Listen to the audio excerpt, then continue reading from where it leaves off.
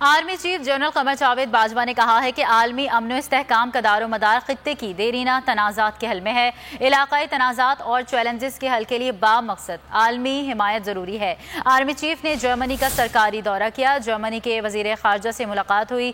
German سیاسی قیادت نے خطے کے امن کے لیے پاکستانی کوششوں کا اعتراف کر لیا۔